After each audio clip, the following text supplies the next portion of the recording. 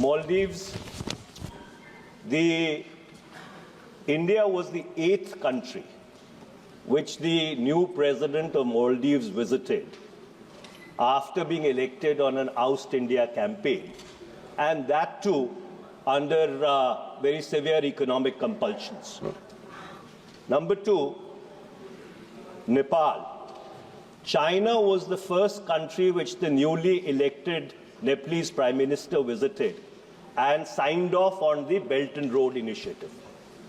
Sri Lanka, 12.95% of Sri Lanka's external debt is still held by China, which gives it economic leverage. मैं सवाल पूछ रहा हूँ sir, मैं सवाल पूछ रहा हूँ सर, मैं सवाल पूछ रहा हूँ, सवाल पूछ रहा हूँ सर, सवाल पूछ रहा हूँ, हाँ सवाल पूछ रहा हूँ.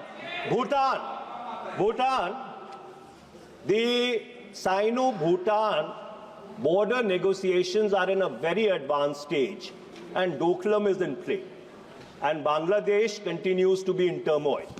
My question, therefore, Mr. Minister, is that while India may have a neighborhood first policy, is there any neighbor of India's which has an India first policy?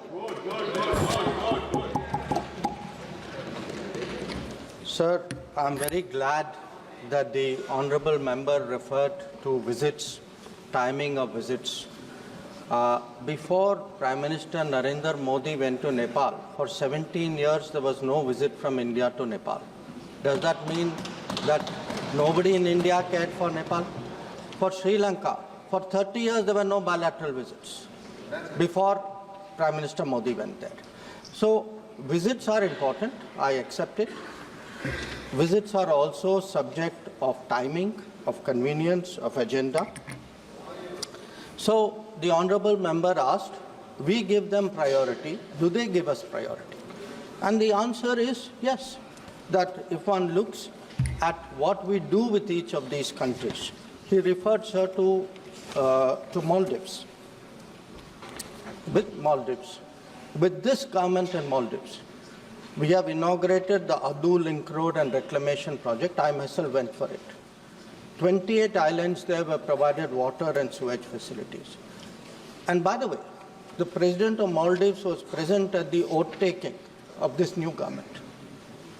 So I think the idea, if there is a desire to somehow show the foreign policy of this government in a bad light for political purposes, that is the member's privilege. But then, it is not my nature to make foreign policy partisan. But I would like to remind the honorable member, sir, through you, that the very Maldives he is talking about was also the country from which Indian companies were driven out for an important project in 2012. The same Sri Lanka was the place where Hambantota port was built by the Chinese in 2008. The same Bangladesh was giving support to terrorism till 2014. The same Myanmar was hosting Indian insurgent groups.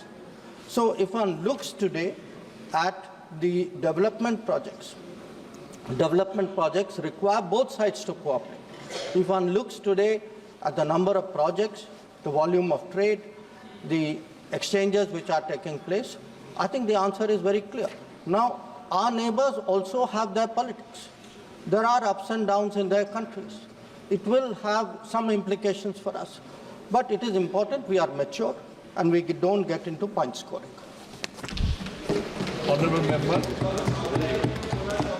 Thank you, Mr. Speaker, sir. Mr. Speaker, sir, for my second supplementary, let me turn to our northern neighbour. In the January of 2023, there was a paper written by a senior IPS officer presented to the Conference of Director Generals and Inspector Generals of Police. In that paper, it was pointed out that 26 out of the 65 patrolling points from Karakoram Pass to Chumar were inaccessible to the Indian security forces as a consequence of Chinese transgressions. This fact was never officially controverted by the government at any level. Can the minister confirm to this House that after the recent disengagement, all those 26 patrolling points, which were ostensibly inaccessible, have become accessible? And number two, whether the current disengagement does it in any manner ipso facto validate the 1959 Chinese claim line? Sir, what somebody wrote as a paper is for that somebody to answer for. I can answer for the government. Now, let me, sir, through you, remind the honourable member, I gave a very detailed statement on the disengagement and recent developments in the India-China border areas.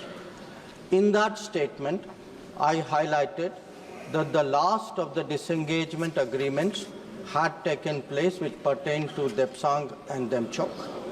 I also would like to convey to the honourable member, it was in the statement as well, that the understanding envisages that Indian security forces would be going to all the patrolling points in Depsang and would be going to the limit, eastward limit, which has historically been our patrolling limit in that part. We have also, the same statement made it clear that we have had some previous disengagement agreements. Those disengagement agreements also had certain provisions where both sides on a temporary basis had agreed to put certain restraints on themselves. So I think the position is very clear in that statement, and I would urge the honourable member to read that statement again. Sri Naveen Jindal. Thank you, Speaker, sir. Sir, I'd like to ask the Honourable Minister, through you, sir, that what steps is India taking to improve our relations with our neighbour Pakistan, and also to what steps are we taking to increase the trade and commerce with them? Thank you, sir. Sir, I would like to inform the honourable member that in terms of improving ties with Pakistan, like any other neighbour, we would like to have good ties. But like with any other neighbour, we would also like to have ties free of terrorism. So this has been the position of the government.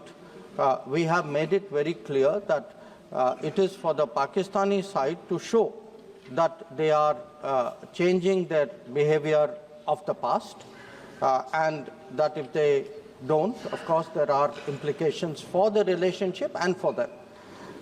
So I think the ball is very much in Pakistan's court in this regard. Regarding trade, sir, I think some of the disruptions which happened because of decisions by the government of Pakistan in 2019, and it is a matter on which they took the initiative, and we have an agnostic position on this. Sri Asauddin Owaisi. Sir, can the Honourable Minister enlighten the House that Nepal has printed on their currency showing Indian territories, and what steps are being taken to stop this drug entering from India from Myanmar? And we have committed $10 billion to the development of Bangladesh. What steps is this government taking to ensure that the Hindus in Bangladesh are protected and temples are protected? And what steps is this government taking to stop this dumping of fabrics from Bangladesh, which is destroying the powerloom industry in India? Sir, regarding the point made by the honourable member on the Nepal currency, our position regarding our borders is very clear. So I think if there is any expectation in any of our neighbours that by doing something it would get India to change its position, I think they should be very clear that is not the case. I'm sure the entire House agrees with me in that regard. With regard to Myanmar, sir, because of the very disturbed conditions in Myanmar, we have had to review the open regime policy, which has historically been there. But we are sensitive to the requirement of the border communities. So it is something which we are working on. And Part of the challenge is that there is very little government authority on the other side of the border. So most of what we have to do ourselves.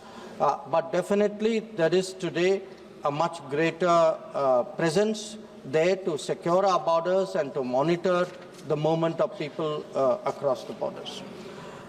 Regarding Bangladesh, sir, we have a good history of development projects. In fact, when we speak about neighborhood first policy, almost in every one of our neighboring countries, with the exception of Pakistan and China, we have had important development projects. That is the case with Bangladesh as well. And certainly it is our hope that with the new dispensation in Bangladesh, we will settle down to a mutually beneficial and stable relationship. With regard to the treatment of minorities in Bangladesh, it has been a source of concern. There have been multiple incidents of attacks on them. We have drawn our concern to their attention. Recently, Foreign Secretary visited Dhaka. This subject came up during his meeting. And it is our expectation that in its own interest, Bangladesh would take measures so that its minorities are safe.